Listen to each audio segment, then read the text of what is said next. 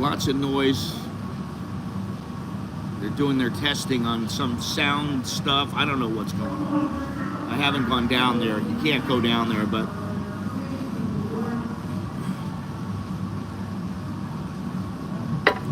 busy, lots of noise. Let's see. What do I want to talk about today? Today we're going to talk about things that make people not like Thailand. And, you know, I've talked about this kind of stuff before, but I saw a video by a guy, and I just, you know, I started listening to him, and I was like, yeah, and he's like, oh, but I like all these things. Which, you know, I think he likes some of the things, but, like, some of the things he doesn't like. And, you know, because certain things on this list, people just, there's no way they're going to like it. So that's what we're going to talk about today. Things that people don't like about Thailand and actually make them leave the country. You know, I got a buddy who left, and he lives in Cambodia. He's going to, by the end of the year, he'll be back in the U.S.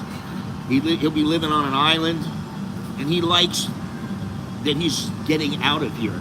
He's had enough of Asia, and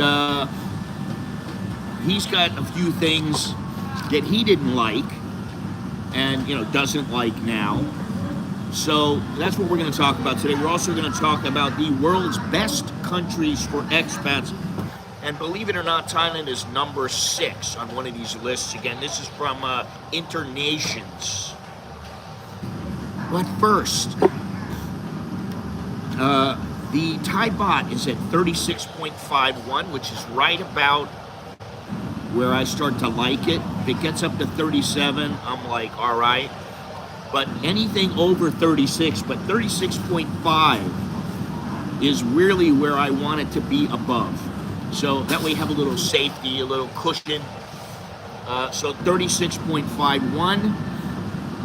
And I have to transfer some money through Wise, which if you want to sign up for Wise, down in the description I have a link for Wise. And actually, if you sign up and use Wise, I get a commission. I admit that. Never got a commission from them yet, but I do get a commission. I think if I get 2 more people, and it's something like, I don't know, it's like 75 bucks or something like that. But anyway, Wise is a very good service, and I would recommend it to anyone. Once you get set up, I mean, I get my money in seconds. So, you know, I could go into the ATM, but I'm going to get a lousy rate on the exchange. And then when you take out, a lot of banks will charge a fee. The Thai banks charge a fee. Some banks, like my bank, the problem is that they charge me for the card, which I may end up having to pay for it anyway, but they charge me like 95 bucks a year for the card because I don't have $25,000 in the account. But they don't charge me for the bank fees. And if Thailand charges me a bank fee, which they do, they reverse those charges. They give you that money back. So that's great. So if you get paid 20, you know, if you take out some transfers and let's say it costs you 25 bucks, then you get that money back. Plus they don't charge you for international transfers. Although the exchange rate they give you is rather lousy. You get like 1.5, 2 points down below what you're supposed to get. So that's why I use Wise. Wise is very good. You can set it up with multiple bank accounts. You can transfer money into whatever bank account you want here or whatever country you're in. You can do that. So it's really good. I like it. And, you know, listen, I'm probably never going to make a commission from them. I don't know. But if I do, great. But I'm just saying I like Wise a lot. And most of the people that I know who have been here a while have Wise. And the reason is it's just a great service. I mean, it's simple as that. It's a good service and you can use it. But let me get into the specifics of the day today. 36.51, as I said. The temperature is 84 degrees, high of 92, low of 79. Feel like temperature is 92 degrees. Now, it is getting cooler. It's almost to the point where I don't have to use my air conditioning all the time. I can turn my air conditioning off for a couple of hours and turn it on for an hour or two, and the house is nice and cool, which means the bill should go down next month. Starting next month, the bill should be a lot less. Wise words, yes. I'm a Weisenheimer. Good morning, everybody. I don't know how many people have come in so far. Only one person, Gail, has spoken, but nice to see you. Humidity, 77%. Dew point is 76. And the air quality is a rather nice 31. So that means it's good. I would like it to be like 1 or 2, but rarely do you get that. You almost never get that here in Bangkok. So that's what's going on here. It looks like it's going to be a nice day today, although I have a lot of things to do today. My wife has things to do. We got all these things to do. All of a sudden, it was like Friday, I guess. I got a lot to do this weekend. I'm busier, much busier than usual, which I don't want to be that way, but I have to be. I have to tell you one thing. Everybody knows that when you need your clothes done in Thailand, you can get your laundry done, and it's relatively inexpensive to have somebody do your laundry. Now, we have a washing machine, and my wife usually does the laundry. We have been going to a commercial washing, what do you call it? A laundromat. And the reason we've been going there is they have big washers, big dryers, so that you put in 75 baht and you can do like 14 kilos of laundry. I mean, that's like 30 pounds, right? So you can do all your loads of laundry. My wife can do 5 loads of laundry, 6 loads of laundry in one load. So the other day I go in, my wife says, I'm really busy. I know I haven't done the laundry in 2 weeks. We need to do it. She says, but, you know, if you can, would you go do it? And I went, oh, man, you know. I go over there. There's no girl there. There's usually an attendant. I go, where's the girl? I go, oh, no, she's not here. And then I turn around. She's pulling up in her motorcycle. I said to her, how much will it cost me if you do my laundry? So, because it cost me about 125 baht to do 1 big load of laundry and to dry 1 big load of laundry. 125 baht. So what is that? 3.5 bucks, something like that. 3.75. I said to her, "Can you do it? What's the cost?" She goes, "Oh." She looks at the calculator, figures it all. 190 baht. So she charged me 65 baht to do my laundry, to wash it, to dry it, to fold it, and to package it. 65 baht. I'm like, I mean, I don't have to sit here for an hour and a half with my laundry and wait for it and fold it and do all this stuff? No, I don't have to. So I knew you could do it, but I thought it was, you know, like a couple hundred baht. I thought she charged you like 300, 400 baht. No, it was 65 baht. So from now on, I just drop my laundry off. I can do it. I'm going to the mall. I'm going out. I drop it off. I say, okay. I give her whatever it is, 200 baht, 300 baht, whatever it is for all my laundry. Do my laundry for me. And, it'll cost me 65 baht. Maybe it'll cost me 100 baht. That's it. That's like twice a month. Maybe 3 times. And I'm like, you know what? My time is more valuable than 65 baht. She can do my laundry. It's a great deal. She makes money. I save time. And so I was like, you know what? Never again. I won't be doing my laundry ever again. And usually I don't do it. My wife does it. And then the same day, I told my wife about it. She goes, oh, I got to do my laundry. No, it was the next day. She goes down to the laundromat. I said, you going to just give it to her? No. I'm going to sit there and do it myself. She goes, I'll just sit here and relax for, an hour and a half or 2. I'm like, you don't want to pay her? She's like, no, not now. But, you know, if we have like 5 or 6, 7 loads of laundry. So if you have laundry, you don't always have to take it down to, we have a lady down the street from where we live, and she's very good, and she irons everything. But she's a little bit, you know, it adds up. It'll cost you 500 baht every time you do, you know, a good sized load of laundry. So now, we got this other place, I can just drop it off there and boom, it's done. Anyway, let's get to this list and then we'll get to what our subject is today. Today, right now, we're going to talk about the world's best countries for expats. And before I do that, we're going to talk about the worst countries for expats, the bottom 10. All right, we're going to go through this pretty quick. So, apparently there were 53 countries that they used in this poll. Number 53 is Kuwait. It's the worst place for expats out of all the places that they have. 52 is Turkey.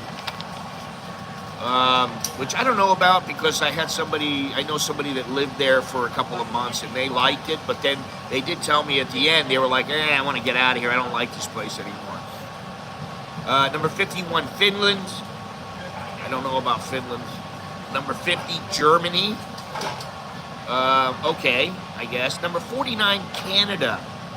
Now that kind of surprises me because I think a lot of people from America go to Mexico and Canada. I think it's relatively easy to immigrate there. Number 48, Norway. Number 47, Italy. And I've heard some not so nice things about Italy, but then, you know, I've also heard if you just have patience, which is, it goes for Thailand as well. If you're a patient person, you don't get upset really easily, and you know, you got enough money, you'll be fine. But number 47 is Italy. Number 46 is Malta. I know somebody from Malta. He loves it there, but you know, he goes and visits every couple of years. So that's, you know. Number 45, and this surprised me, Ireland. I liked Ireland. I loved Ireland, but we were only there for the day. I certainly like their beer, and I like their bars, but I think the living situation there and also driving is rather costly, so that may be why it is what it is. I don't know. I guess if you use public transportation, then maybe the price will be pretty good. And if you're older, they must be having a little dance festival today. Let me see here. I'll show you guys. Oh, maybe you're not going to be able to see them. They're just walking by. They always have these things up on the top floor, and you know, like Alex used to play guitar here once in a while. He did it like 2 or 3 times, where he just goes out, gets on stage, and there's all these people walking around. They all come in. They just, you know, there's hundreds of people. They just stand there and he plays guitar. Well, they always have these dance contests here. So, okay, number 45 is Ireland, which, like I said, surprised me. Number 44 is the UK. All right, those are the worst places. Now let's get to the good stuff, the best places. Number 10, and I don't agree with this one, just because it's United Arab Emirates. I don't see anything in going there. It doesn't entice me. It doesn't thrill me to think about going there. I don't care how much money I have. I don't care how I live. It wouldn't matter. I'd rather go somewhere else than the UAE. That's just my thinking. Kind of the same goes with number 9, which is the Philippines. I enjoy the Philippines. I like it, but I only want to go there to visit. I don't want to go there to live there. There's no way. And I've talked about this, and I'm sorry to the Filipinos. You know, if you don't understand, or, you know, you think your place is better, I don't. That's just that's just what I think. Number 8, Vietnam. Actually, it's Vietnam.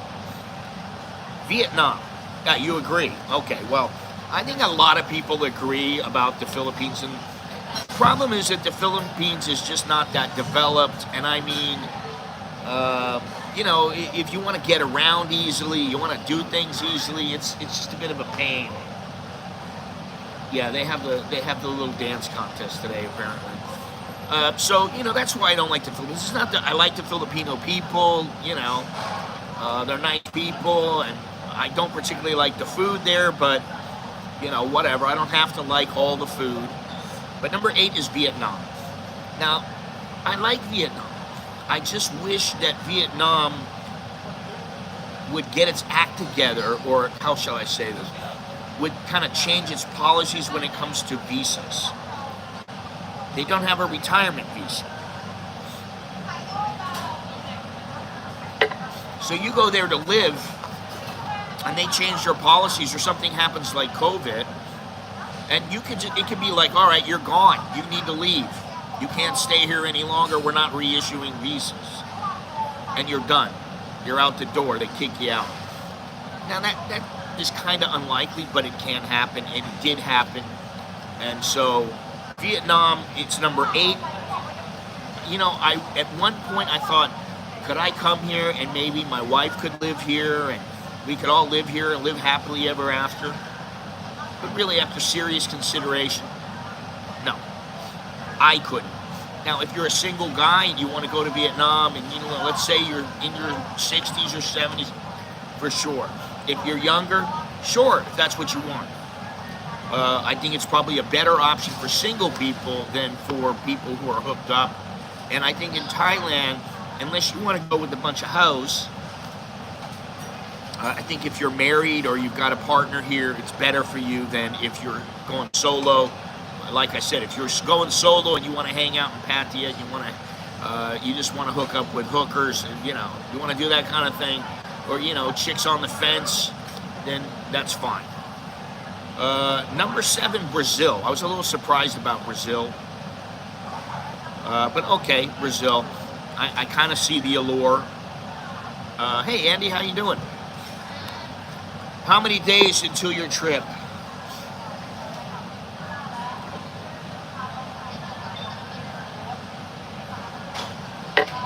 Okay, here comes the dancers again. We'll give you a little look at it. It looks like Mama and her 2 daughters. Or 2 mamas and 2 daughters and 1 daughter.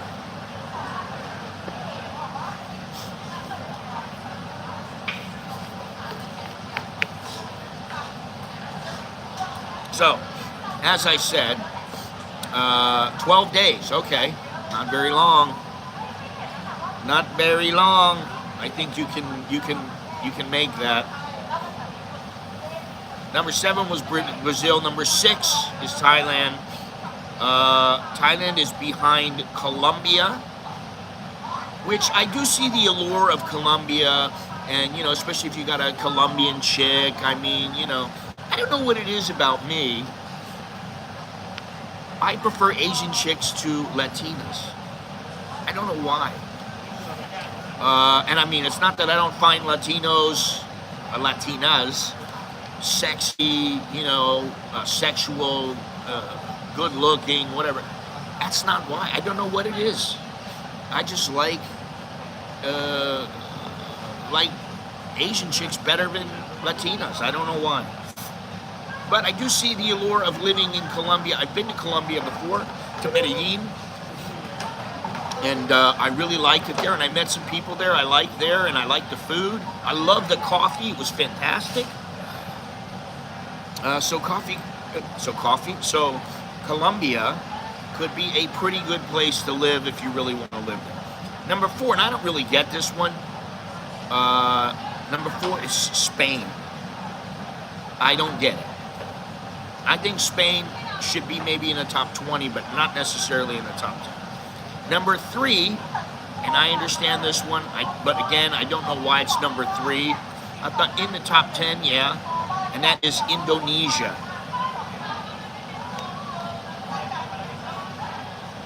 Number 3 is Indonesia. I really like Indonesia. I always have. I've been to quite a few places in Indonesia, including Borneo. Indonesian Borneo.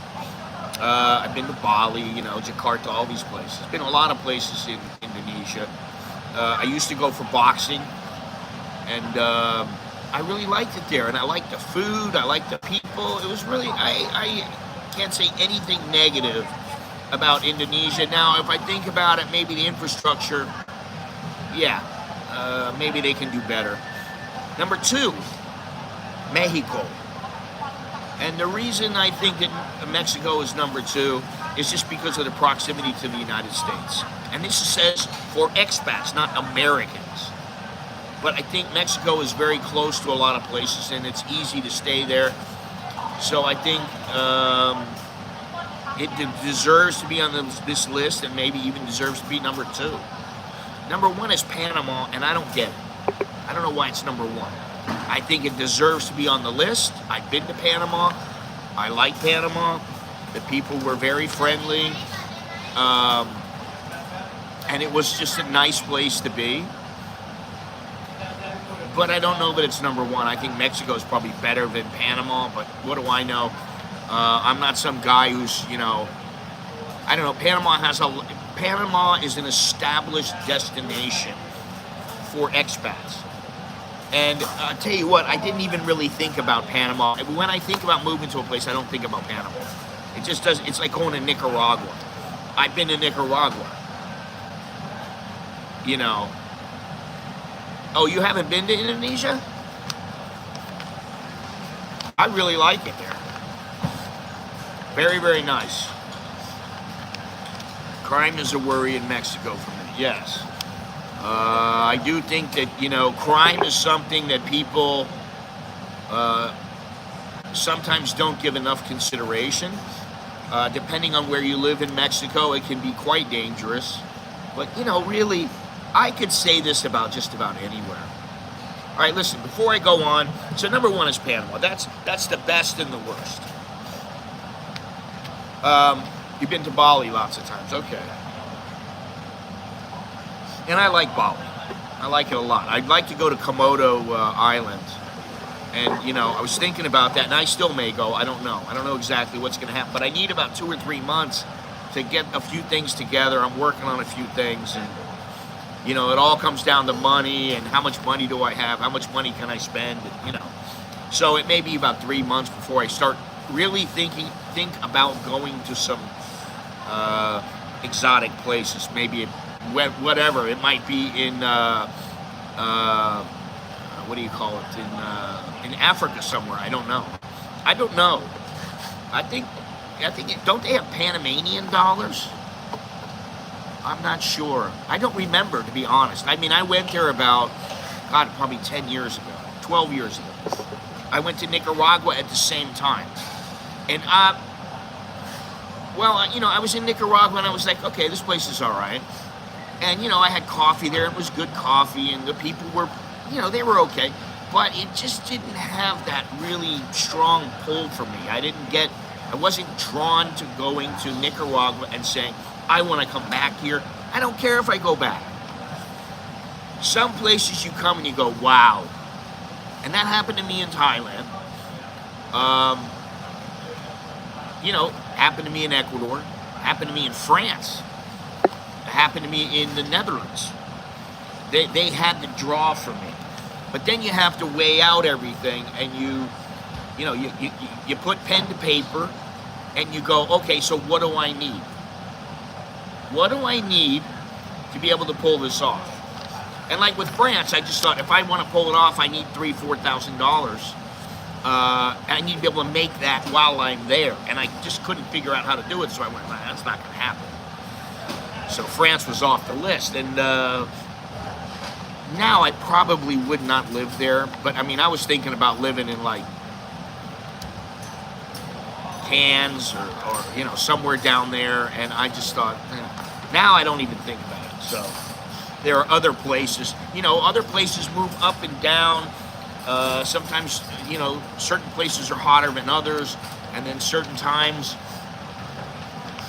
you're like, oh, is that what it is? Balboa. I've never heard of that.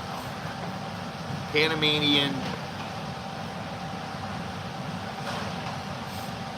Okay, I thought it was something, but I didn't. I thought it was Panamanian dollars.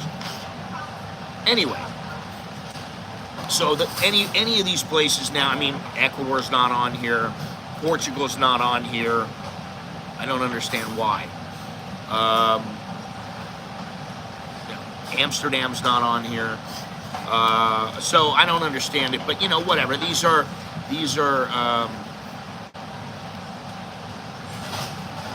the polls. You know, sometimes the polls, you're like, why doesn't it? What the hell? They left this out. So who knows about that? But anyway, all right. Let us get to our subject of the day. Subject of the day. Oh, that's what it might be, yeah. Good coffee. Good coffee.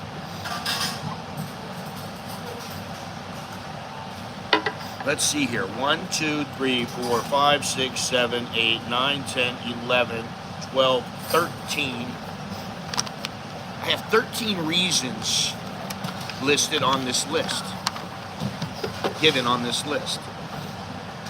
And the very first one, and I think this has to do with the person, not Thailand, and that is that people expect Thailand to adapt to them. They expect Thailand to change for them. They're not going to change for Thailand. People just want to be the way they are. That's how I think some people are. Now, I mean, I'll say it, in the very beginning when I first came here, maybe I thought that way, I don't know. Maybe I felt like, oh, why don't they do it this way? My way is better. But after a while, you get here and you go, okay, things are done a certain way for a reason. And you start to figure things out. And I don't think that the fact that Thais want things done the Thai way is a reason for people to pick up and leave. But some people do. Yeah, they use the U.S. dollar, they use riel, and even Thai baht sometimes. In Cambodia, yeah. In Myanmar, they used to use what are those called? FECs. They don't use those. They haven't used those in a long time. Anyway, so I think if you are a person, oh, you know what? Before I get started here, do me a favor, smash the like button, hit subscribe, hit the notification bell, look down below. I got CASHAPP, I got Buy Me a Coffee, I got Patreon, I got all, it's all down there. So just check it out down there. You can always email me if you need help with something. I'd be happy to help. Just send me an email and we'll work something out. But let me get back to this here.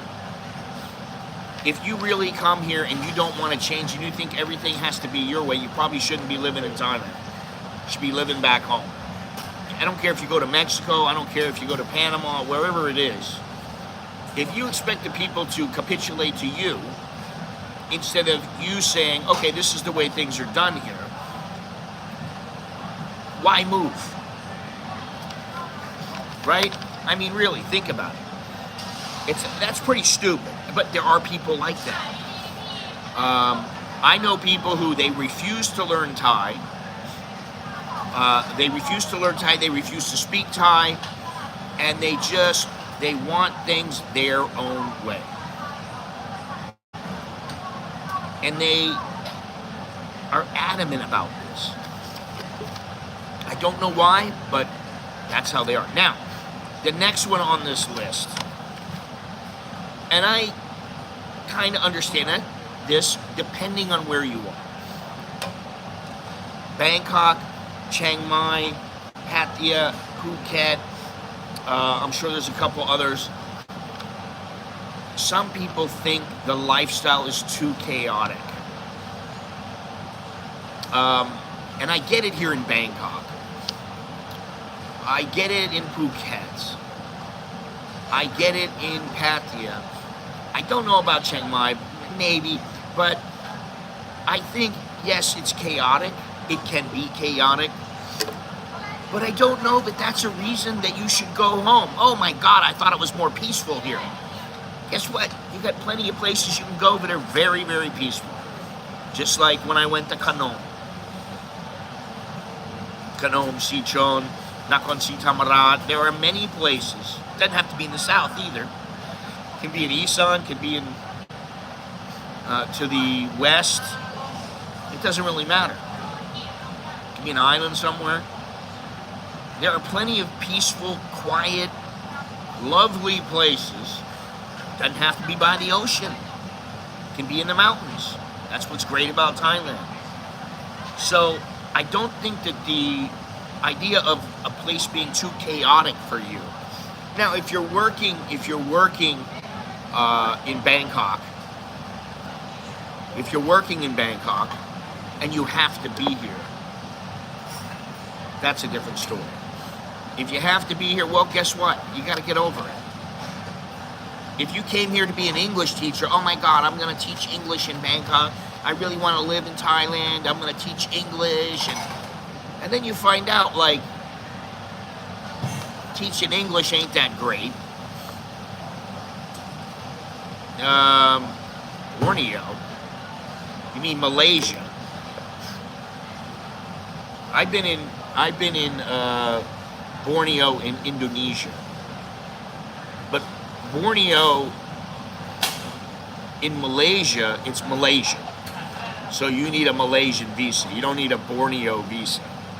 Let's be clear about that. There are now hundreds of Nakhon nowhere type places that are quiet. Yes. I mean, I went to, what was it?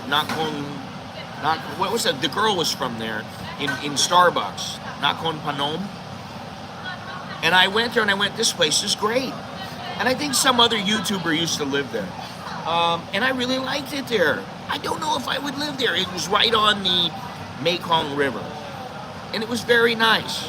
Maybe I would live there, but you know, I'm partial to the South. My wife's from the South.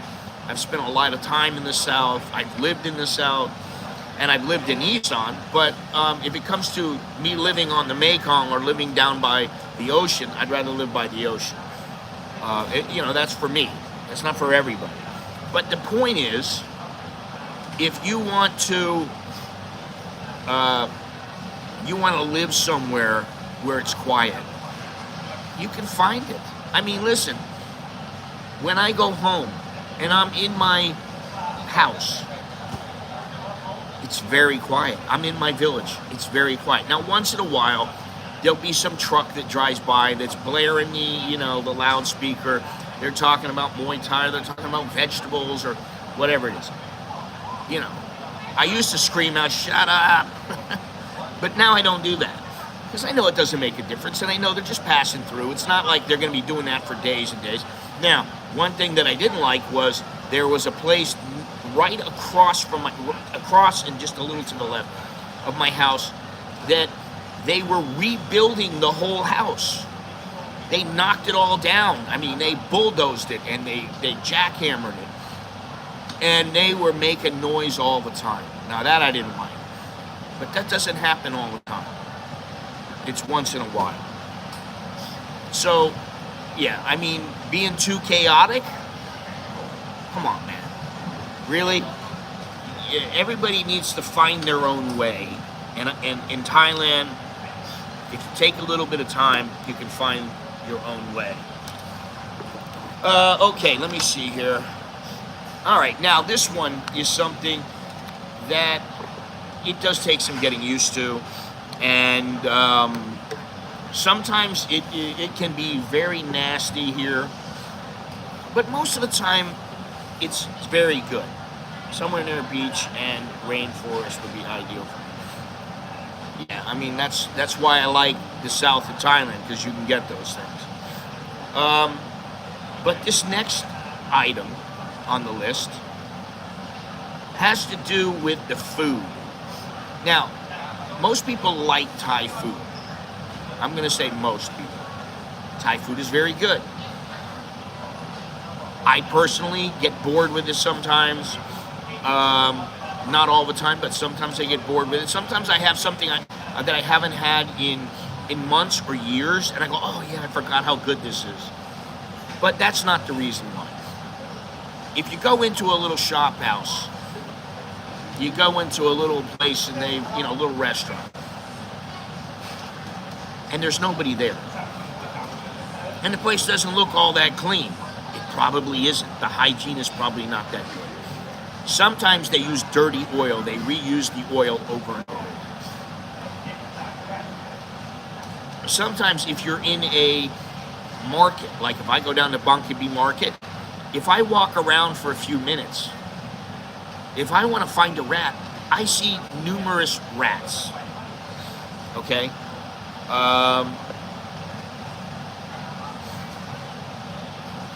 It's basically a tease. I see numerous rats. Now you know that in some places the hygiene is not very good.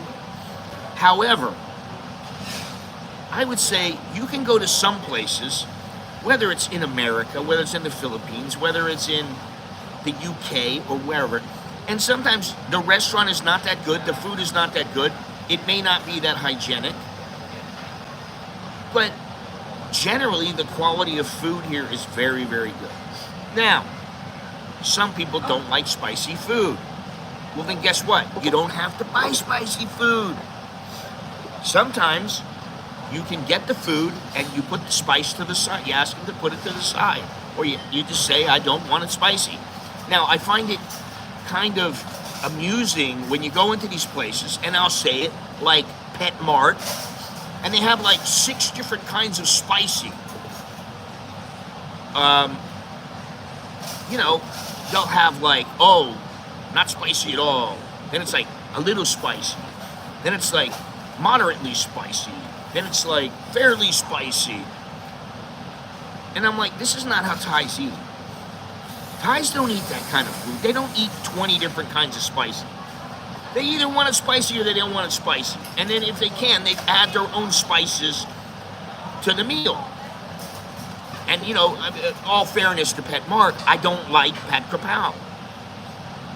I like it once in a while, and I don't have a problem making it. So, like, I went there one time just to go there.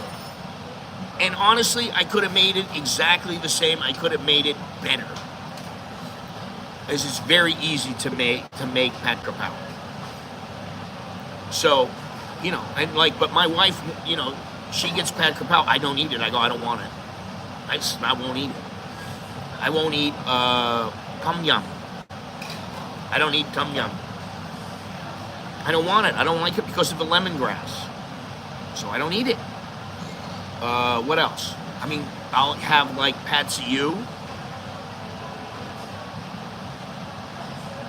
You know, I'll have that. That can be very spicy. I don't mind spicy. But sometimes they make it spicy to where it's like, oh, you have to make it so spicy that it's spicy beyond flavoring the food. It's spicy just to be spicy. And I don't like that. If it's really spicy because the food, the meal, the dish needs to be that way, then okay, get as spicy as you want it. And I haven't shied away from eating spicy food here or anything like that. Thank you, Sammy. There is plenty of food in Thailand. There is plenty of food. You can get Japanese food. You can get Korean food. You can get American food. They got the Shake Shack if you really want that. I still have never eaten there. Or I haven't had anything to drink from there. So to me, it's not a big deal. Yes, you can have food from the bayou. You can have pretty much whatever food you want. Now, obviously, it depends on where you go, the cost, and all that other kind of stuff. But I mean, like I'm sitting right here in the middle of almost in the middle of a food court. I'm looking at Miss Saigon. You want food from Vietnam? Boom, it's right there. I don't know what the one to the left is. I think it's just Thai. They have a Korean place. They have curry. They have Japanese food. This is Lukao. They have cookies. So whatever you want. They got a lot of junk. There's a lot of junk food.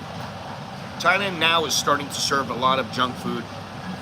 And I think that over the last 30, 40, 50 years, Thais have gotten larger, we'll say.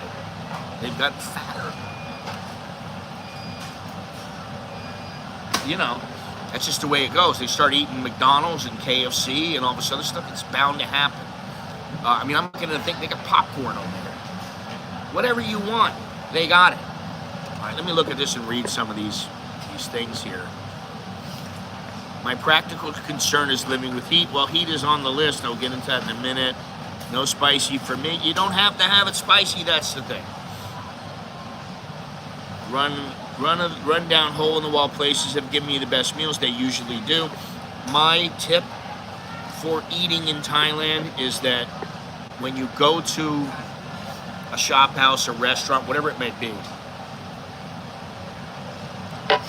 if there are a lot of people in the restaurant, generally that means it's a good restaurant. If it's the kind of place where nobody's sitting there and the lady's just sitting there reading a book or something, I mean, you got to cook for her. She's got to cook for you. It's probably not a great place to go. If you look around and it looks dirty, then it is. Some places, I mean, they don't practice good hygiene. And if you really look, you can, take a look. Take a minute before you order.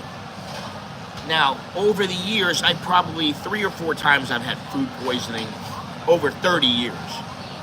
And that's okay, I don't mind. I would get food poisoning in the US sometimes. So it doesn't really matter. And the other thing about food is that if you want to get accustomed to the food, then start eating it. So when I came here, I thought, I don't know if I can eat this. Well, I just ate it. Maybe it didn't agree with me. Then the next time I had it, oh, okay, now I understand this is pretty good. It depends on what you're eating, what your appetite is like, what your stomach is like. But that's something that you need to think about. And that is one reason why some people don't want to live here, although I don't get it. Because everybody goes, oh, Thai food is so spicy. No, it doesn't have to be spicy. It really doesn't have to be. And some of the curries are really mild and nice. But you can add some chilies in them. You can put some red pepper in them. They can make the curry spicier. They do all kinds of things. So sometimes some experience will help because you start to learn. Oh, this one is this kind of a meal. I've eaten this before. It's not spicy. There's a lot of, you can have pad thai. Pad thai doesn't have to be spicy. Pad thai is just noodles and chicken or shrimp or whatever it is, pork. Doesn't have to be spicy. Now, khao kluk kapi. That is rice with shrimp paste and some pork and a sauce. They also put in little peppers. You can tell them, don't put the peppers in. And you won't get spicy food. It'll be kind of sweet because the sauce is rather sweet. And it's mild. It's not overly sweet, and it's definitely not spicy. So anyway, that's enough about the food. But that's a reason that some people, they don't like Thailand and they don't want to live here. Oh, I just couldn't live there. I don't like the food. You get the thing is, to me, Thailand is head and shoulders above most places that I've been, whether it's as a tourist or lived there or whatever. That includes the United States. You can get great food in the United States, but it's going to cost you about triple what it costs here. All right. Well, talking about this, not as cheap as it used to be. The cost of living. Now, the cost of living has gone up. It is not as cheap as it used to be here. However, most things are the same price as where you're from or less than where you come from. Now, I can tell you this. Let me see something here. How can I do this? No, I can't do it. Okay, I'll guess. I go into the grocery 2 days ago. I don't have much bacon at home. I'm like, oh, I need to get another pack of bacon. I know the bacon that I want. It's called Be Lucky Bacon. It's very good bacon. You cook it, it turns out just like bacon you get in the U.S. It's tasty. Now, 400 grams is 215 baht, right? I think it's 180 grams was 115 baht, okay? I go in the other day, I grab the 400 grams, I look up and I go, 269. That's about 20% higher.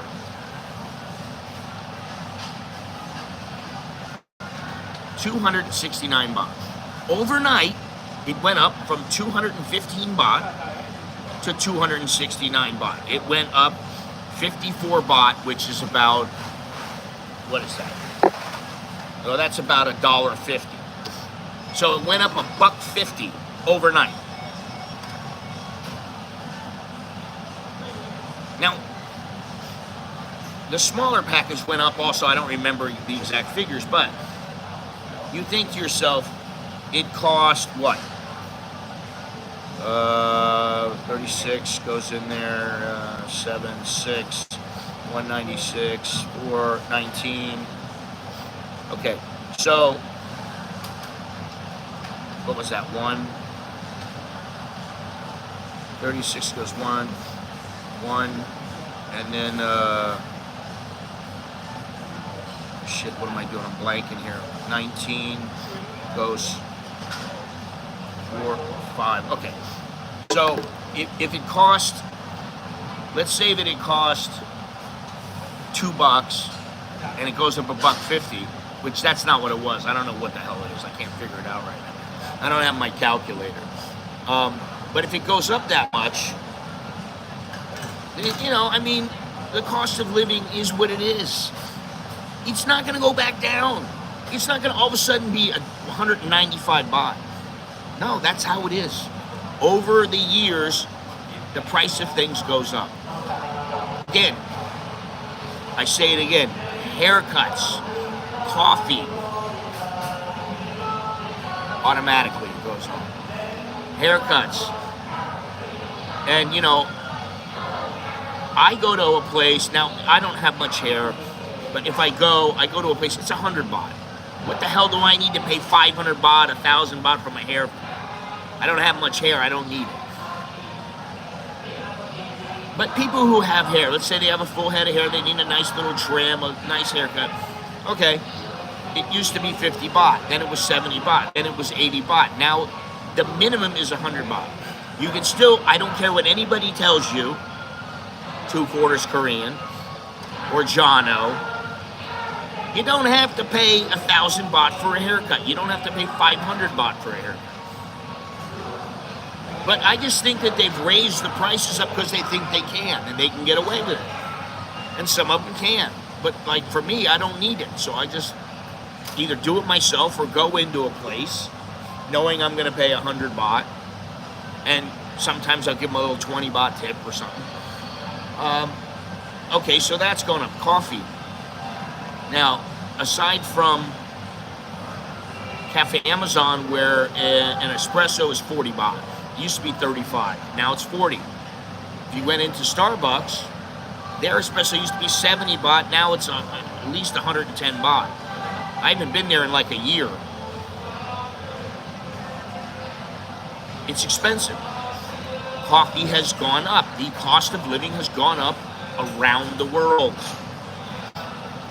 But Thailand is still cheaper in many categories than elsewhere in the world. If I go upstairs and I want a hard drive, it's going to cost me 2,500, 3,500 baht for like a 2 terabyte hard drive. If I go up and I want a thing that, you know, whiteboard that you put on the wall,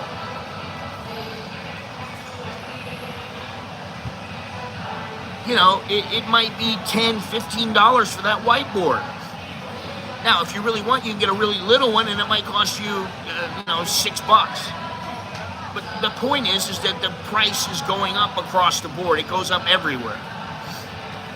And if you want a car here, forget about it. They tax the cars. And so you're going to pay top dollar. And people used to think that the tech stuff in Thailand was much cheaper, and it's just not. So, all right, it's not as cheap as it used to be. That's a given. But the cost of living overall,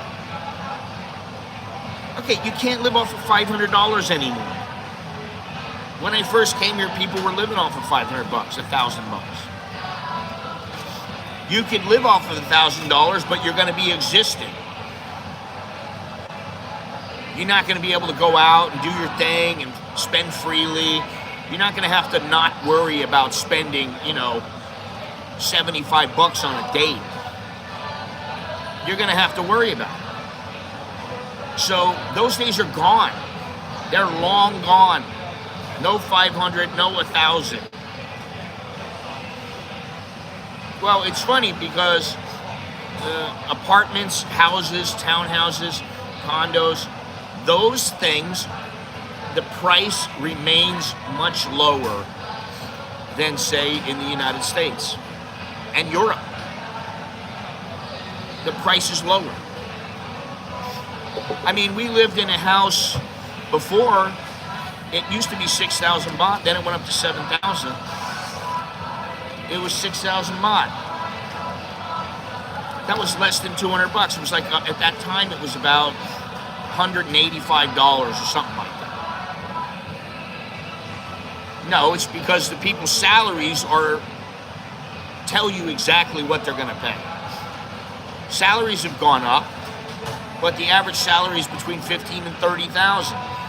So, let's say a guy's he's making 30,000 baht. He can't afford to live in a place that's 25,000. They're not going to, they're building lower cost places so that people who don't have a lot of money can rent them. And actually, Patia Bob, by the way, I want to give a shout out to Mr. Daniel. Thank you very much, Daniel. I had a cup of coffee this morning, it was quite tasty.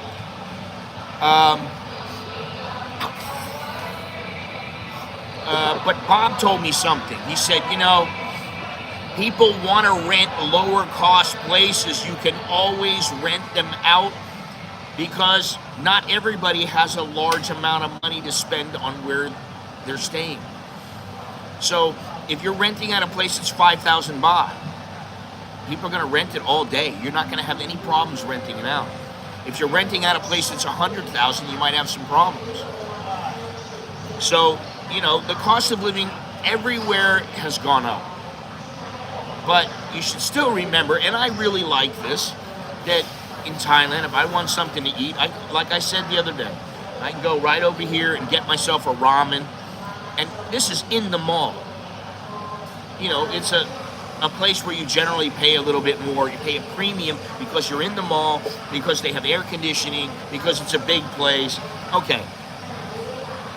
$2.30 or something like that. $2.35. That's what I'm paying for a bowl of ramen, bowl of noodles. And it's a good bowl. It comes with meat, and noodles and all this other stuff. Okay. I can go right next door and get, a meal. I think when Andy came, I don't remember what it was, but it was like 120 baht. And we had like 3 dishes. We had khao kham moo. Maybe we had some pad thai or some other noodle dish and had something else. Where are you going to get that? So you can't say cost of living. I'm sorry. That's not a good reason to move. Unless you're on a really fixed, tight budget. And if you're living on that tight of a budget, you better figure something out. I mean, there are places cheaper than Thailand. But they're not necessarily as safe or as nice. All right, so let me see here. Cost of living. The next one, and this one goes hand in hand with having too many hassles and the visa problems. Yeah, it was very cheap. It was quite good.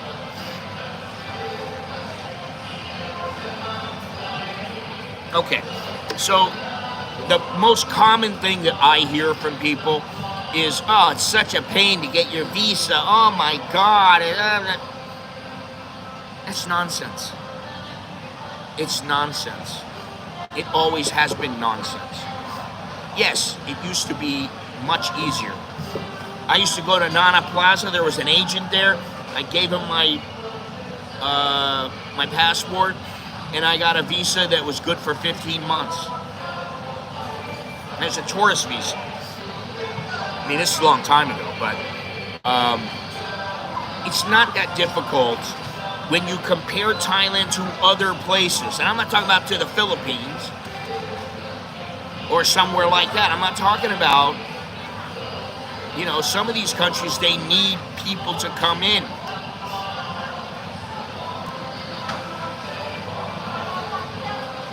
You're a visitor.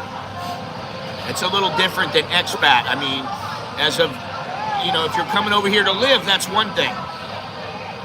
And they just turn this music up and up and up. It's like, Jesus, I can't hear myself think.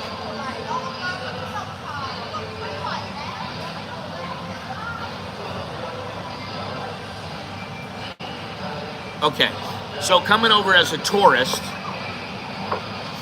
is much different than coming to live. If you're coming to live, yeah, I mean, it'll take, you know, there'll be some startup costs and things like that. But, you know, yeah, you'll be living a better life for less money. That's what I think.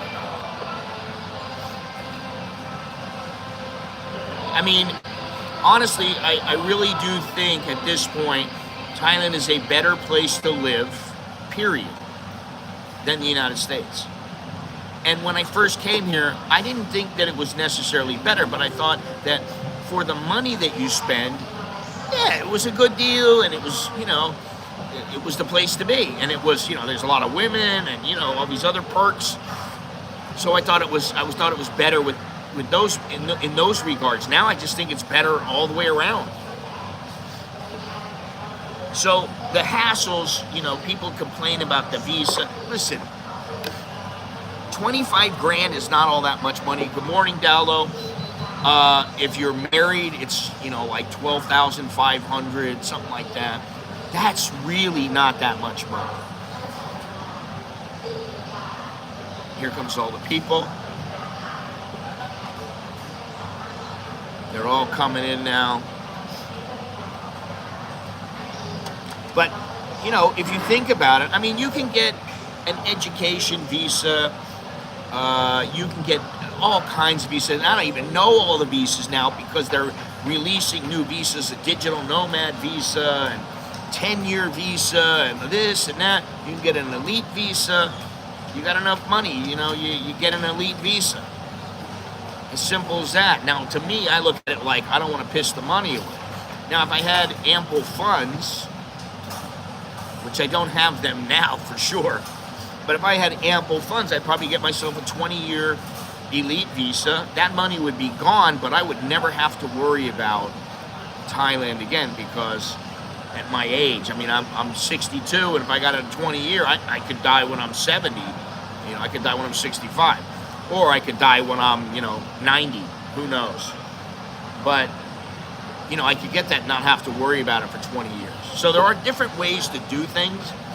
And I just don't think it's nearly as difficult as what some people say. And I can honestly say, after being in Cambodia, as it's been improved, and being in Thailand, Cambodia just doesn't compare to Thailand. It just doesn't. I mean, there are things you can do, there are places you can go, but I don't think that it's, I don't think that it's a better place than Thailand. I really don't. And that's the thing. I'm hard pressed to find places that are better all the way around than Thailand. So, I would say there's less hassles.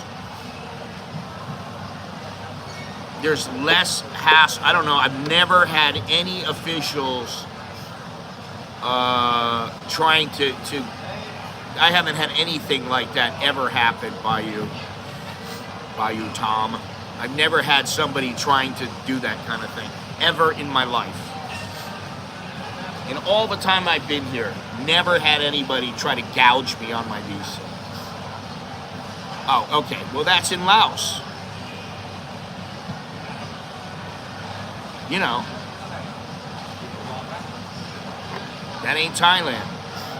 Well, that's Cambodia. That ain't Thailand. In Cambodia, you know, and Cambodia and sometimes Laos, when you're going through, sometimes they try to get a couple extra bucks from you.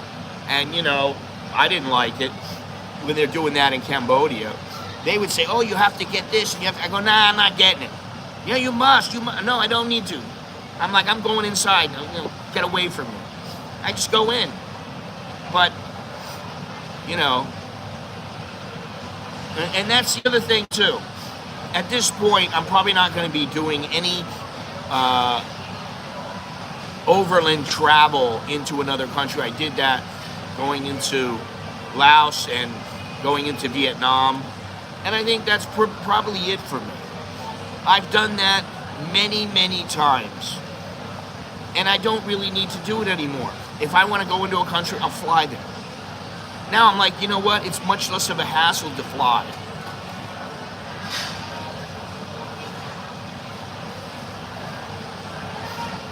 You should have. I wouldn't have given him anything, man. I mean, really. I don't cave into that kind of stuff. Now, I would rather go to the ATM and get another bill than give him an extra $10. I don't get that. All right. Anyway, the point is that why did you have to? Couldn't you go to an ATM? Well, there you go. That's the other thing. If you're going to pay in a different currency, they're going to want more money. They always make money on the exchange. And, you know, that's why I pretty much had it with overland travel, because they can always nail you. When you're going into an airport, most of the time, not all of the time, but most of the time, they're not going to try to rip you off. And the bottom line is that I think Thailand, I hate to say this, but I think in Thailand, there are far less hassles for everything than in the United States. Drive down the street without a motorcycle helmet in the United States. Drive around with, you know, a couple people on a motorcycle and none of them are wearing helmets. I mean, you might get caught here. You might have to pay 500 baht, whatever. I haven't had any interaction with police officers. It's been about 28 years. I was in Udon Thani, driving down the street without a helmet, and the guy stopped me and he goes, give me 500 baht, boom, we're done. Okay, no problem. And I was on my way. So, I think there's far less hassles here about everything. I don't care what it is. Banking, food, visas. Try going into the United States legally on a visa.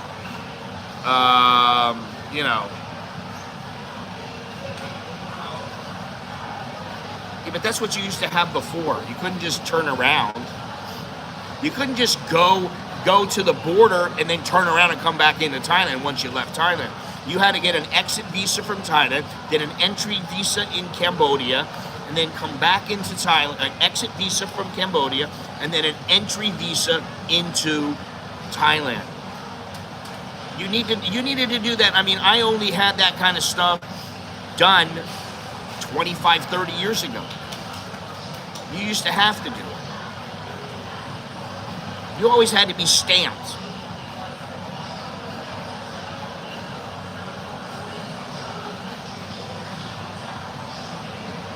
No stamp, it shows you're not leaving the country. You're not entering another country. All right, so I already talked about the hassles. We already got through that. I personally don't think there's more hassles here. I think there's less. The other thing, and I forget who it was, but they said something about the heat and the weather in general can be problematic here. But again, well, there you go. That's what I mean, Dowlow. You don't have a nanny state here, although in some ways you do. When it comes to the alcohol laws here, I think it's 42 or 50 years, something like that. They've had that law in place, and it's like, why do they still have that stupid law in place?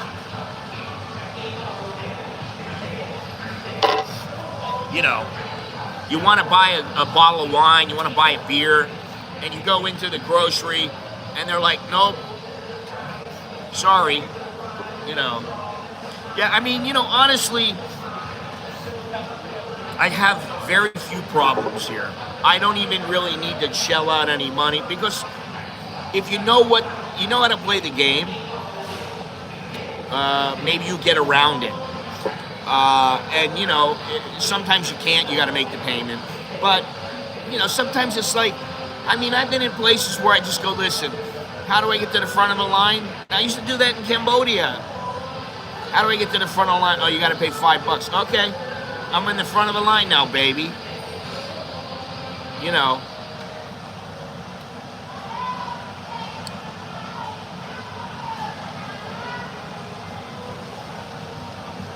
You need to say on the Indonesian visa your exit flight out of the country. Flight, that's not a problem. Put it whatever you want if you know it. Is weed illegal again? No, it's not. Now, it may be, say, January 1st. However, I saw this where they said, oh, it's the Narcotics Board Committee. Patia Bob sent me something. I think it's the Narcotics Board Control Board Committee, or committees, that voted on it. But then it has to go through the Food and Drug Administration. Then it's got to go through the Narcotics Board again. It doesn't make sense to me. Because in one publication, the Patia News, it's saying the Narcotics Board, Control Board Committee. And then in the Bangkok Post, it doesn't tell you what committee. It just says the health minister that they held the vote. Well, vote by who? Now, I was thinking about this a lot, and I thought maybe the reason they want to switch it to be medical use only is they want people paying for the licenses to be allowed to smoke marijuana. They want to know exactly who is smoking marijuana.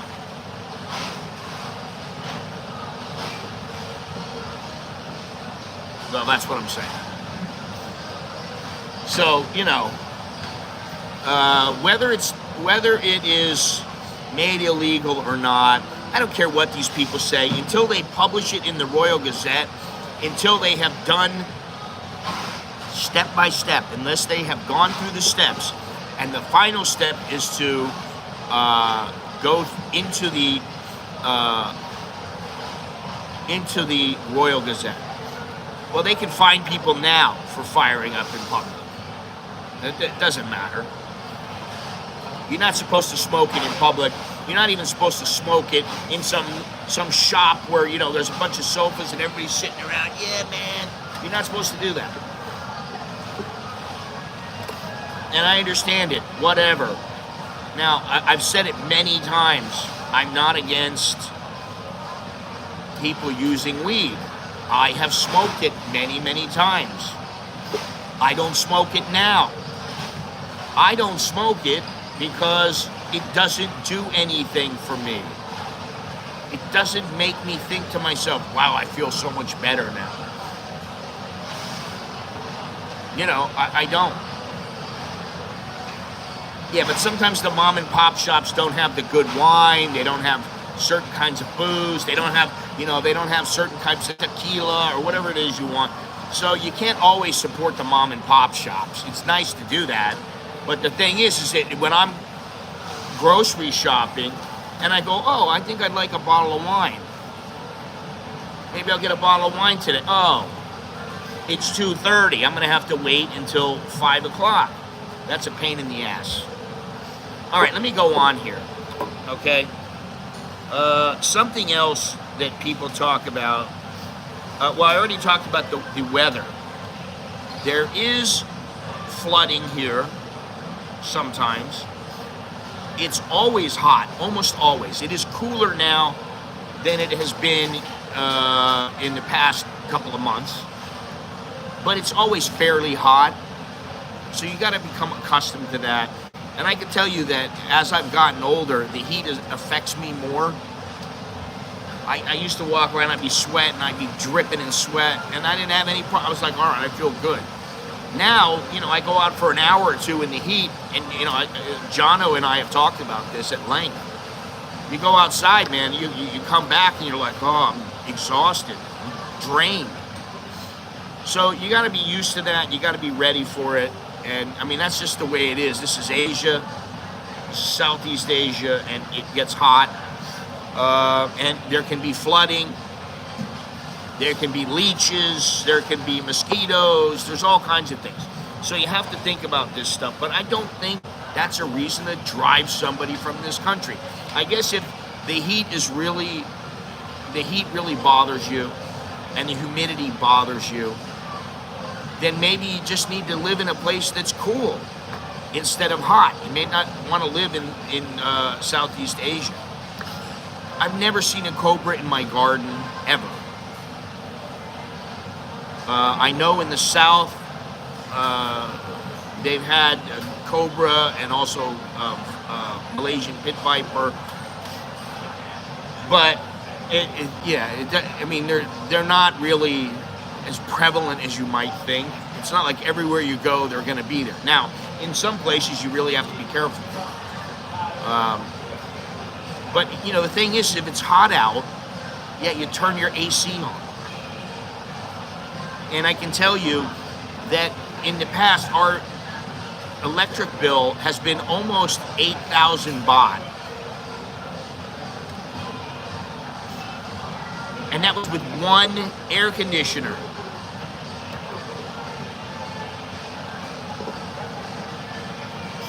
Now we have two air conditioners, and because they're both new and they are more economical, and we've been using the electricity, not the electricity, but the AC, far more than in the past, and it's 7,200 baht. I expect next month it's probably going to be about 6,500, and then as the months go by and as it gets closer to December, we're probably going to pay 4,500, 5,000 baht, which I was paying that before with one air conditioner, and we use both air conditioners. So that's something else to think about, is the weather. Another thing, and I've talked about this at length, I'm not going to talk about it very much here, is pollution. And the thing is with pollution is that if you are in certain areas of certain countries, you're going to see pollution. Whether it's air pollution, pollution on the ground, you know, people littering, noise pollution. But Thailand just happens to have a lot of pollution. And it really depends on where you are. Like, what I like is being in the village and there's nobody driving through with their loudspeaker blaring. And it's relatively quiet. And that's great. I don't have that noise pollution. Even in our village now, we don't have much littering going on in our village. So, you know, listen, like I said, you don't believe everything you read. The media, first of all, the media in Thailand is just like every other media. They want to get people looking at their stories. The Bangkok Post put out a story saying that the committees have decided that they're going to change it to medical use only, and it's only got to go to the FDA, and then it's got to go through to the Narcotics Control Board, and then it has to be published or whatever in the Royal Gazette. It's supposed to happen by January 1st. Now, it may very well happen. I don't know. But I was like, what committees are they talking about? What the hell are they talking about? Who has the authority? Who is saying that? Oh, well, it's the health minister. Well, the health minister is not, hey, Alan, how you doing? The health minister is not a committee. He's one person. So it's great that they have all these committees. Hey, Andy, take it easy. Day 12, tomorrow's day 11. Won't be long now. These committees, until you see something concrete happen. Well, no, it would be until January 1st. So I think you need to remember that. Just because they say it's going to happen doesn't necessarily mean it's going to happen. And if you know about Thailand, you know they say things and they just don't ever happen. 300 baht tourist fee? Oh, guess what? They did away with it. Yes, prostitution is illegal. Can you believe that? Oh my God. All right, we got about 15 minutes left. The pollution, I'll say, when it comes to pollution, depends on where you are. And you know what? If you're in certain countries, there's a lot of pollution, or there is very little pollution, but there is some pollution. There's pollution in the ocean. There's pollution in the air. There's pollution on the ground. There's pollution from noise. So, can there be pollution, say, in Bangkok? Of course there is. In my village, is there pollution? No, not unless you go walk down the street and go down and you're going to look in the canal. There might be some pollution in the canal. But that's about it. So that's pollution. All right, now we got about 15 minutes left. Like I said before, please do me a favor. Leave a thumbs up, subscribe, click the notification bell. If you need some help with anything, contact me, and we'll see what I can do. Look down in the description. There's the CASHAPP, Super Chat. Oh, Super Chat, yes. We don't have any Super Chats today. There's Super Chat, Super Thanks, Super this, Super that. There's all kinds of things. Patreon. There's so many things now. I just wish they went, okay, I wish it would be everybody takes Bitcoin. And that's what you get. You'll always get Bitcoin. That would be nice, but they're never going to do that. There's always going to be various methods, and that's why I always carry a couple hundred baht in cash. Just because sometimes some motorcycle driver, you'll be driving along, then you'll go, oh, I got to take this guy over here. You get off and you're like, okay, the only way home is by motorcycle. You get on the motorcycle and the guy goes, oh, no, I don't have a bank account. And you're stuck. And you're like, can you take me to the ATM? Thank you, Alan. All right, went through pollution. We went through that. All right, the next one. We got how many left here? A couple. 1, 2, 3, 4. The language. Some people, they just are resistant to learning a new language. It doesn't matter. They just will not learn a new language. They will not take the time to learn how to speak a language. Now, if you're living in Thailand, where, I'm sorry, English is not the first language. It's Thai. learn how to speak some Thai. I don't profess to having fantastic Thai. My Thai is decent. I can read. I can write a little bit, but I can read much better than I can write. But I think you need to learn at least the basics. And that means you cannot be lazy when it comes to learning the language. You need to learn the basics. Hello, how are you? I'm fine, thank you. How much does this cost? Go left, go right. It's hot, it's cold, I love you, I like you, I want you, I hate you. There's all these things. Unfortunately, I learned slow, but I learned good. Okay. If you're trying, sometimes some people are very slow and sometimes people are not. When it came to Thai with me, once I got past the first, say, 10 hours, I started picking it up. I was like a sponge. And I really started learning it pretty quickly. Good morning. Good morning, Mr. Jim. And I think that's important. And I have another friend, he just knew how to say how much, go left, go right, go straight. That was about, and Sawatdee Kap, and that was about it. To this day, he has been here longer than me. I don't know, I think he's still here, but I'm not sure. But if he was still here, he'd been here like 33 years. He doesn't speak any more Thai than that. Now, I'll give you an example. I have given Jono a hard time. Not a real hard time, but I go, hey, listen, you want to learn about Thailand? You want to, get into Thailand a little bit more and to be more knowledgeable? Learn how to speak the language. Yeah, I know I should, but I'm lazy. And I'm like, what do you have to do? You really don't have that much to do. You could learn the basics in a year. And, you just, every year, you keep learning a little bit more. So guess what? Now, Jono is studying Thai. I'm very proud of him. I think he studies twice a week. And I think it's great. And I'm going to push Mr. Two Quarters Korean. And I don't think I need to push him that much. I don't think I need to give him a hard time about it or anything like that. I think it'll be great. Hey, thank you there, Mr. Dale. Let me see here. Did I put that in there? Here we go. All right. Thank you.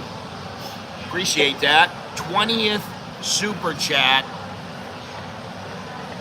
on a live stream. Awesome. Well, because if you don't know what people are saying, you don't know about certain idioms and certain things that people do and say when related to Thai, then you have no idea about what the deal is in their culture. You know some superficial things. That's about it.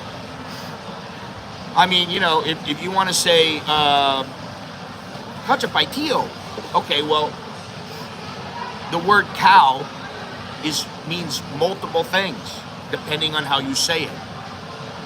A lot of people don't know that.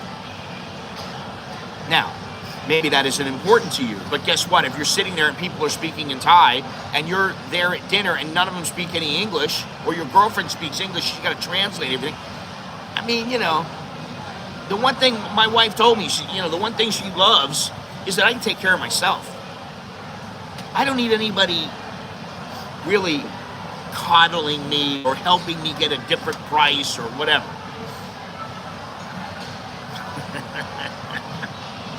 Usually people learn the swear words, they learn the bad words. And when I first came over here, I made it a point to learn to speak Thai, and I learned it from the bar girls. And actually that was not really good.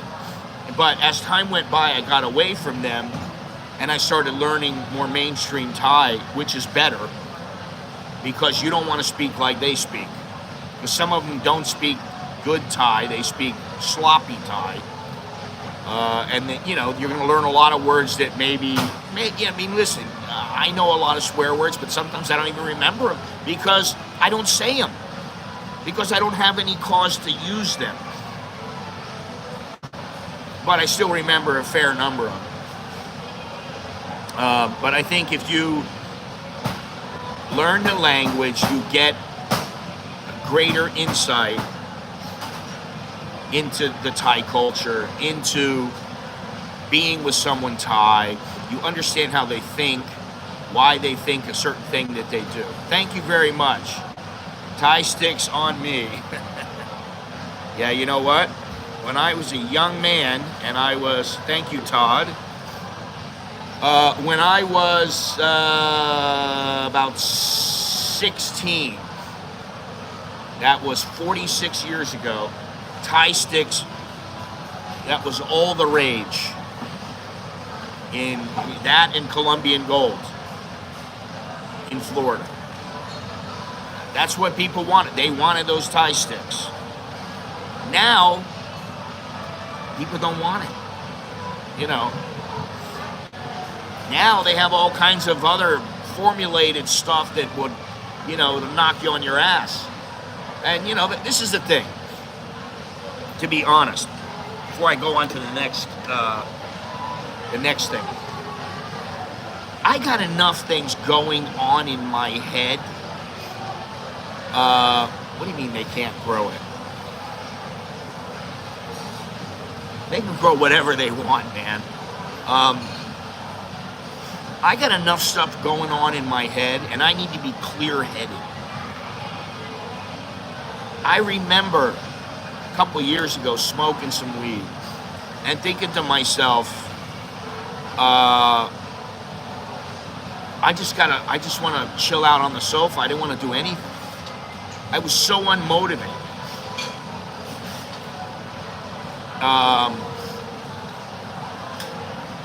Yeah, it was really good back in the day.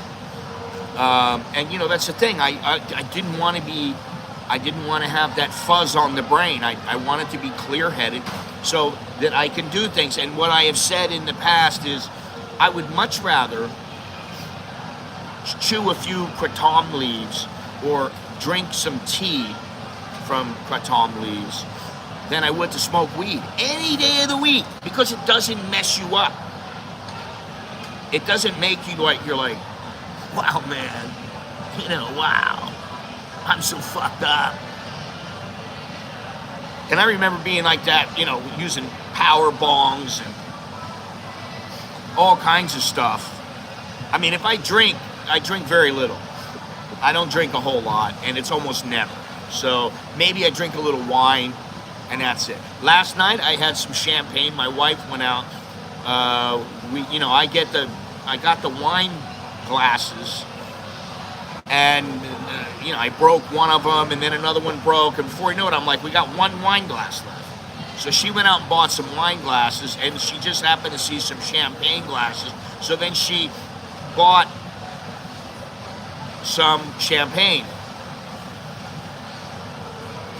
Next thing you know, we're drinking champagne. All of us are drinking champagne. We watched a movie. We did watch Beverly Hills Axel Foley, which was all right. I mean, it wasn't great, but okay, it was a movie. Anyway, yeah, you should download. I thought I told you about kratom tea, and I thought if you want to really give it a try, it's easily obtainable. But that was a long time ago. I don't want to get involved in smoking that shit. I just don't like it. I don't want it. It doesn't do anything for me. And it's just me. But I think that people should not be they should not be fined. They should not be put in jail, for sure. But they definitely shouldn't be fined either. You know, they get a ticket. No, they shouldn't even get a ticket. You want to smoke it? Go home. Smoke it at home. You can't smoke it out in public. If I catch you again, you're going to get a ticket. Okay, I understand that. That's it. I don't want the government involved in really anything. All right, let me get into this here, the last one. I said language, so we talked about language.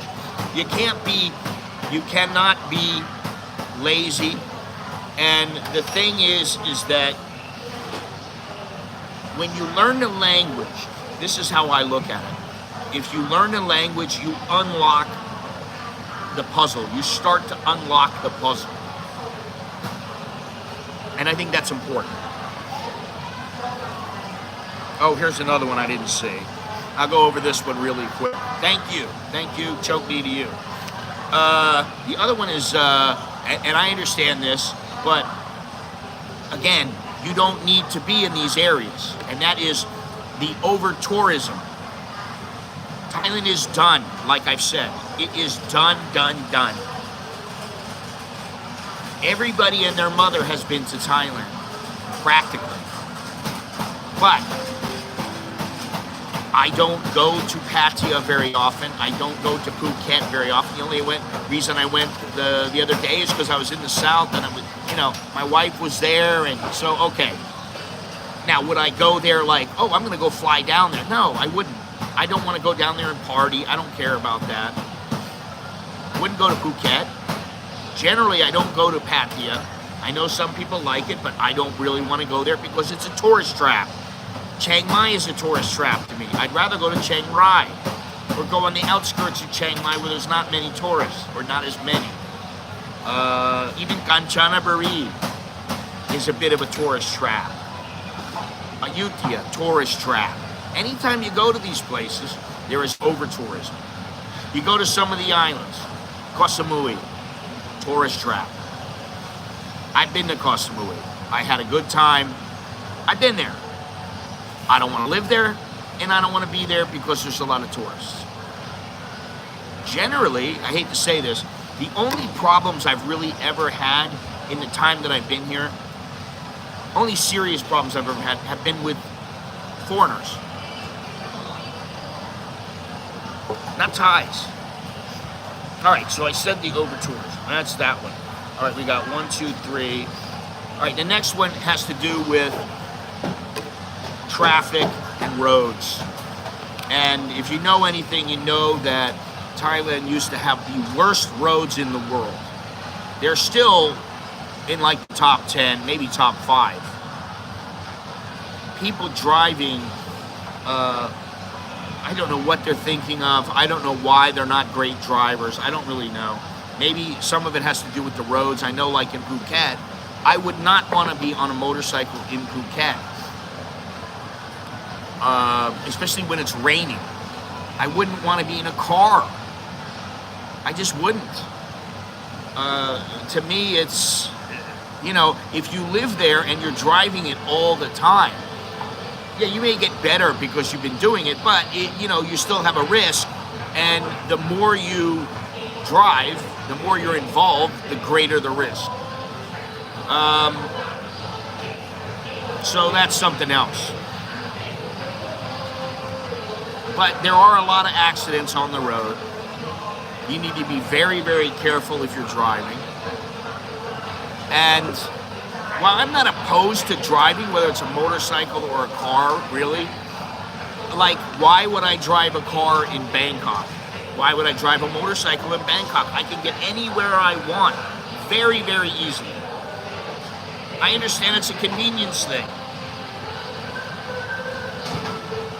But the roads are dangerous, especially for motorcycles. And how often have you seen articles where some guy is, he's got a GoFundMe or whatever it is because his insurance didn't cover the accident that he had.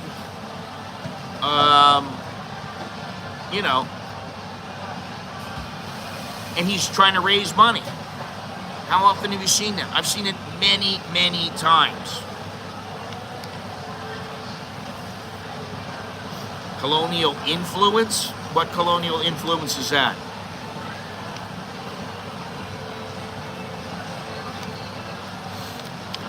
So, I would say when it comes to the roads,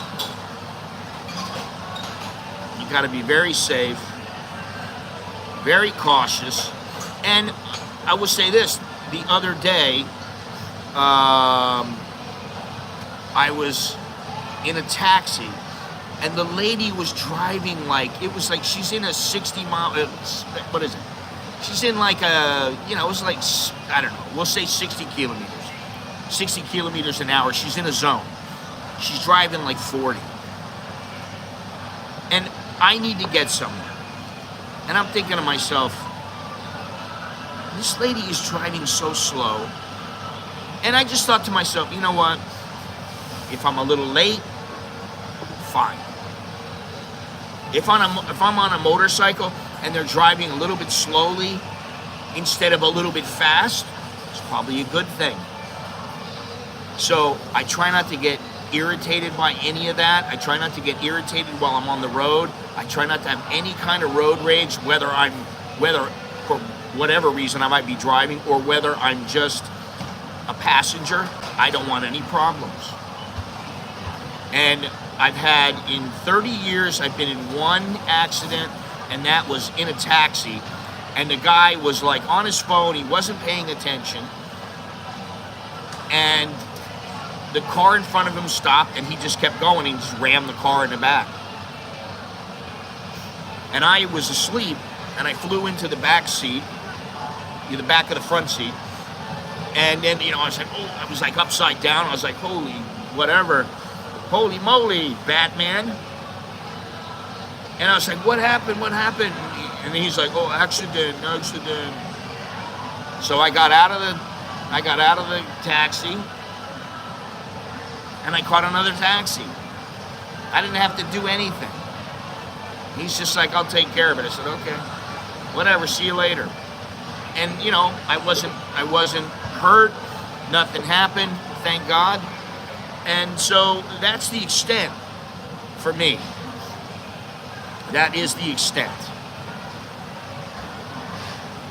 And I don't want there to be an issue. Now, when I was in Canome, I drove the motorbike, and it was very safe. And the reason that I got the motorbike was because I thought, there are like almost no cars on the road. As long as I pay attention, I'll be all right. Now, that's the traffic and the roads. The final two, one of them is the medical care. Now, what I'll say about medical care in Thailand is, if you're going to go into a government hospital, you better be prepared to wait. So, you better be a patient guide. If you're going to go into a private hospital, then you better be prepared to pay. And depending on if you're Japanese, an Arab, a white person, will affect how much you're being charged. Dalo, I can tell you one. If you're in Bangkok, I can tell you a great one. Everybody I know pretty much goes to this place. They're a little pricier, but they are very, very good. And that's just Bangkok International Dental Clinic on Ratchada Pisek. Very, very good. My kid goes there. I go there. 2/4 Korean goes there. My wife goes there. My other kid goes there. And then there's a couple of people that I know. One guy used to live right there, and he used to go there. He lived right down the street. Very, very good place. So, when it comes to the hospitals, the level of care is generally very good. That's what I'll say right off the bat. When you are sick, when you are injured, what do you want to accomplish by going into the hospital? What do you want done? Well, you want to feel better. Well, the Thais are good at taking care of you. They're very good. The hospitals are very good. Just about everywhere. I had my hip surgery done up in Chiang Mai, and I went there because the price there was like half the price of what it would be at like Wai Tani Hospital. At Wai Tani Hospital, it's like I call them up and they tell me it's 550,000 baht. My wife calls up and they say it's 400,000. And then I talk to the place in Chiang Mai and it's 300,000. I'm like, I'm not paying 550,000. I can go up there and stay in a first-class hotel for a day.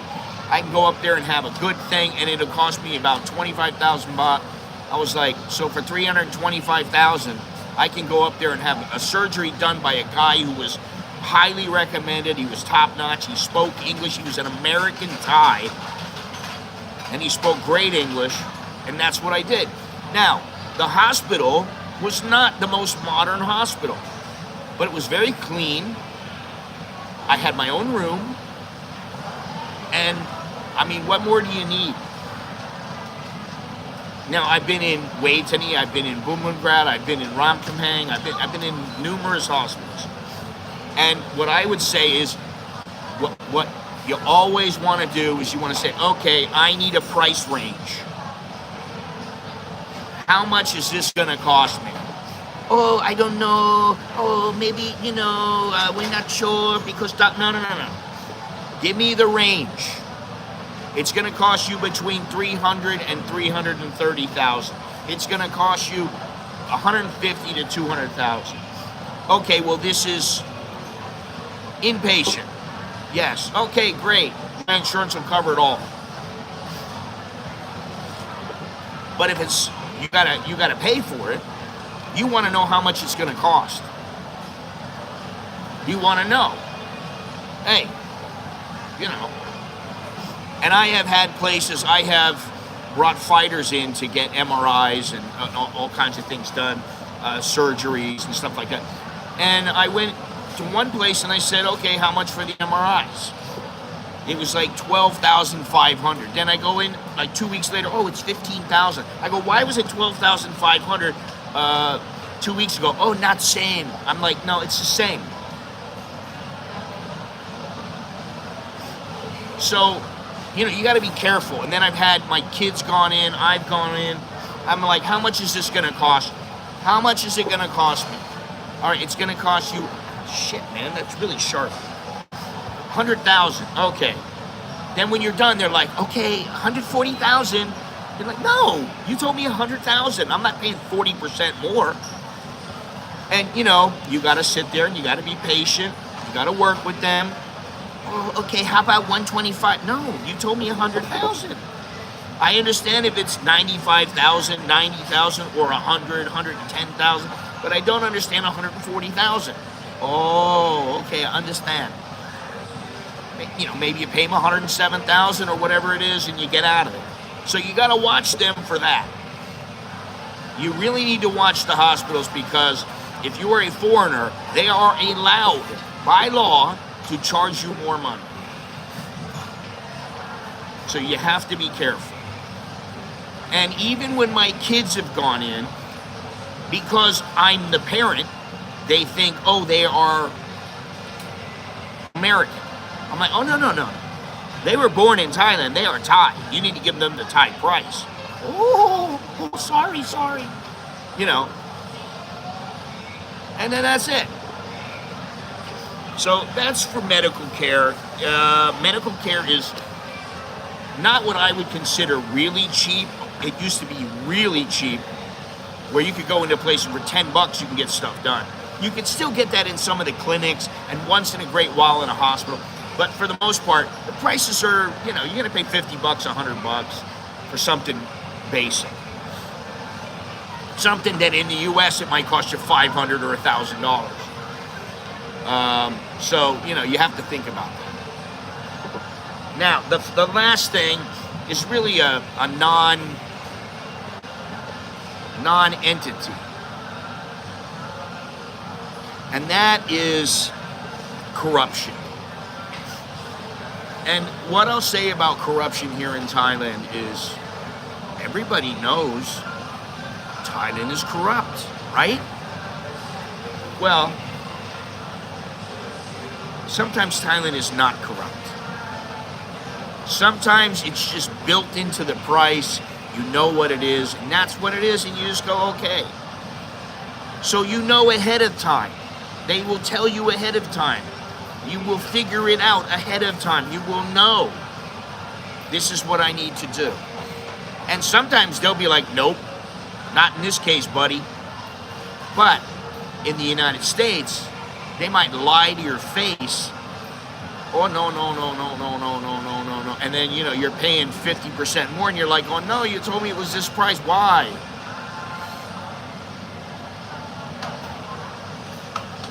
Well, yeah, that doesn't really happen too much to me. I mean, I try to stand back sometimes.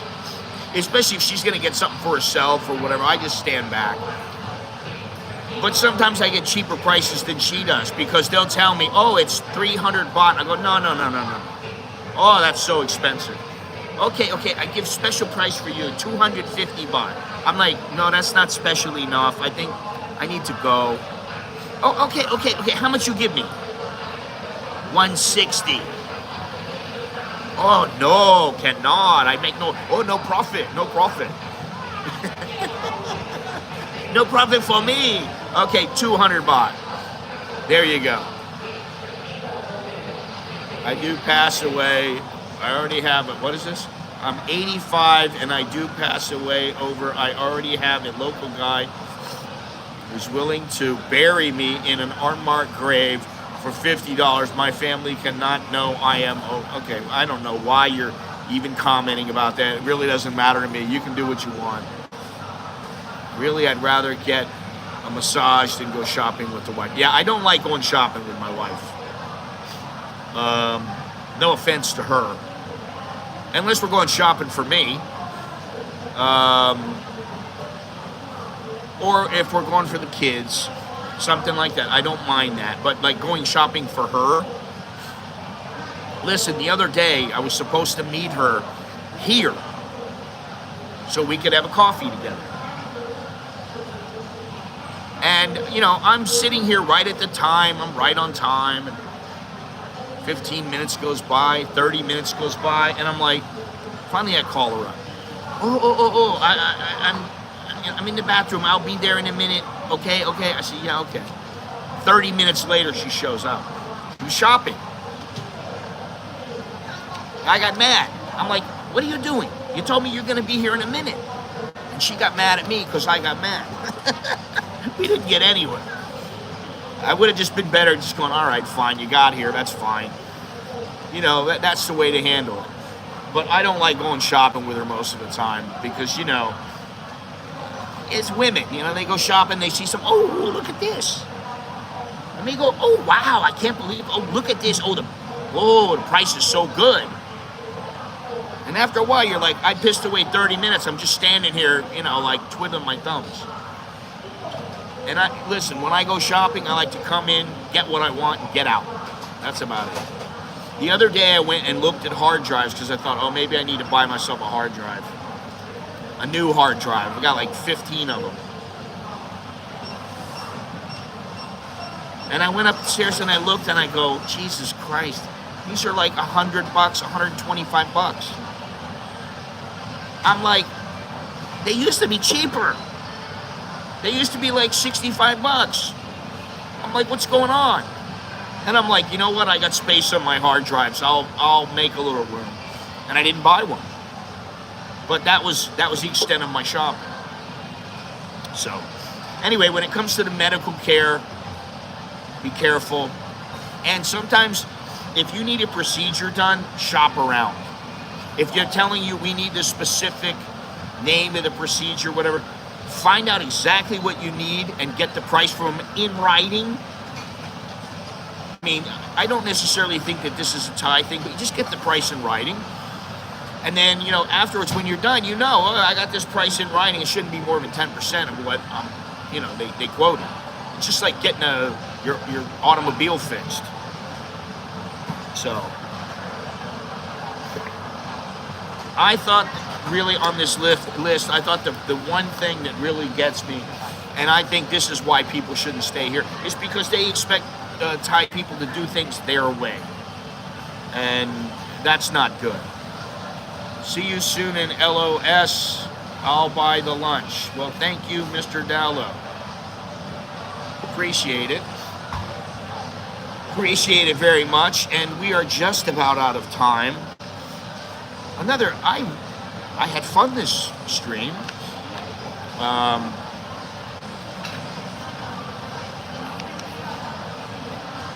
All these girls in uniform.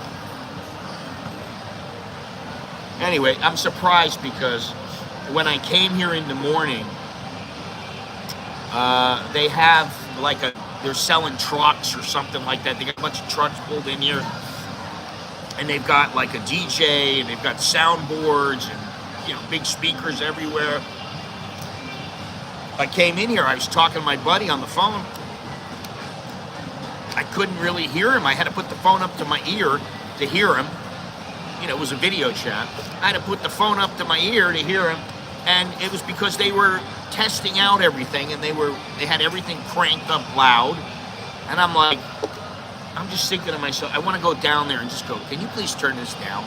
But, can't do that. They're not going to turn it down anyway. They're going to be like, no, we need to test. Only 5 minutes. Just like when they park in front of my house. 5 minutes. 20 minutes later, it's like, oh, they're still parked there. So, there's some things that can be frustrating, that can be irritating. Like I said, I've said many times, Thailand can be a paradise, or it can be very irritating and frustrating at times, but you need to remember to keep your cool, to not lose your temper, and just remember, if you have to, take a deep breath, and, as long as it's not something life-threatening or it's gonna drain your bank account of every last dime, you probably don't need to get really excited. You just, and that should do the trick. So, anyway, thank you everyone for joining me today. Thank you to all those who joined in the conversation. I appreciate it. Okay, I hope you do. If you have any questions, I'm sure I can help you. Just get back to me. We'll work something out.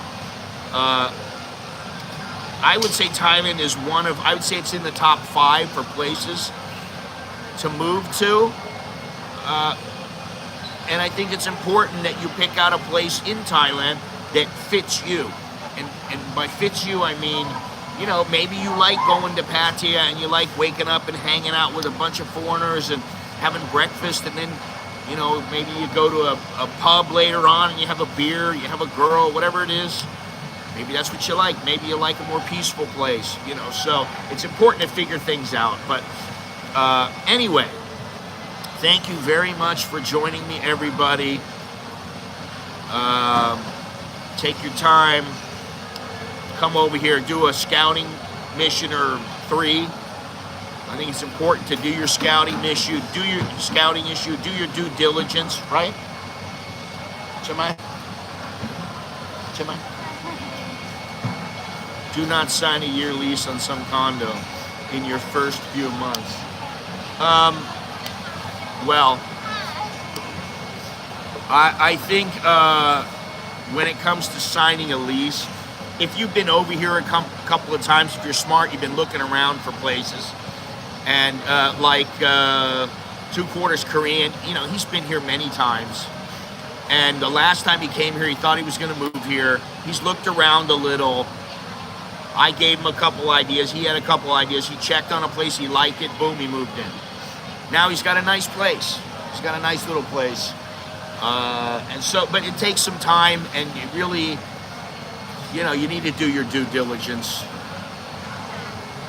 Speaking of hospitals, what's your opinion on what happened to Ed Sweeney? Feel bad for him. Well, I'm glad he's getting care. That's, that's the important thing, that he's getting taken care of. I mean, that's really important. That's the main thing. Is he getting taken care of? Are they handling this issue as best they can? Yes, okay. I don't know why he's not here. Maybe he didn't want to pay for it. If he's over there, they're taking care of everything. It's on the UK program or whatever, but I don't really know everything. But as long as he's being taken care of, I think that's important. How's Sid and Nancy? I want to be nice about Sid and Nancy. Actually, Nancy was very...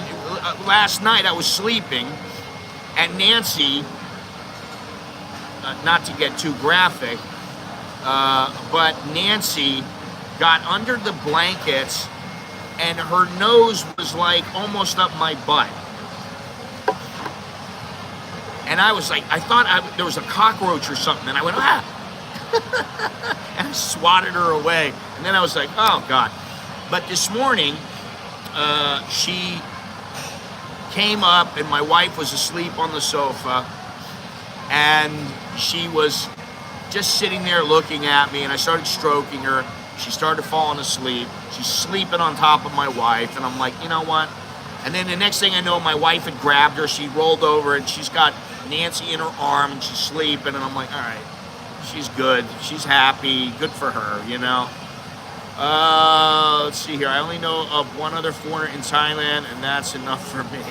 If he didn't have insurance, it would have cost him 150,000 US so far with the brain tumor ordeal. Well, I think isn't he in the United Kingdom where he doesn't have to pay?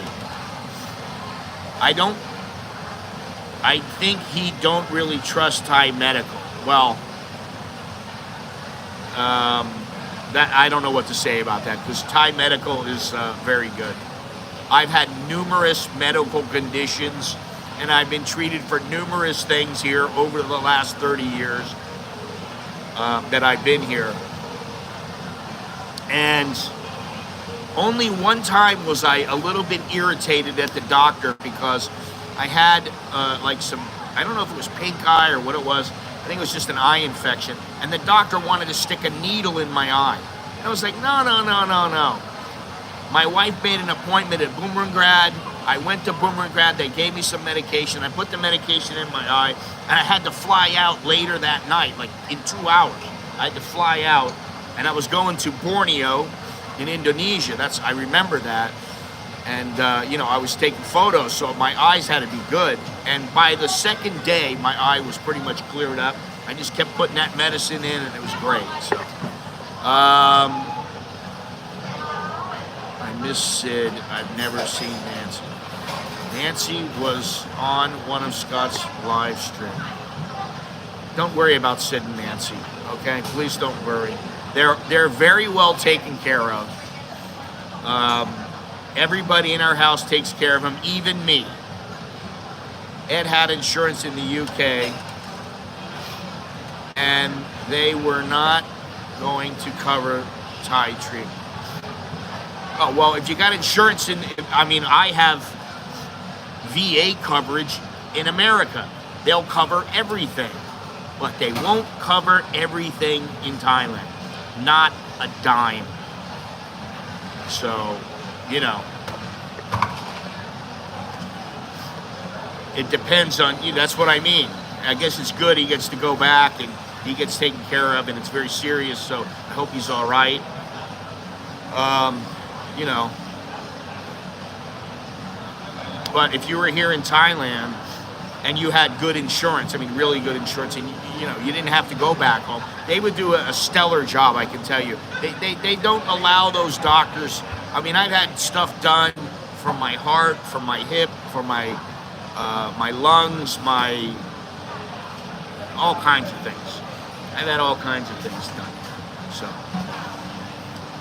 anyway, you can trust the Thai hospitals, but you know, you just need to make sure you take care of the financial end, because the last time I was in the hospital was when I had the gallbladder problem, and you know, they tell me one price, and then I see the bill, and I'm like, why is this bill so much more?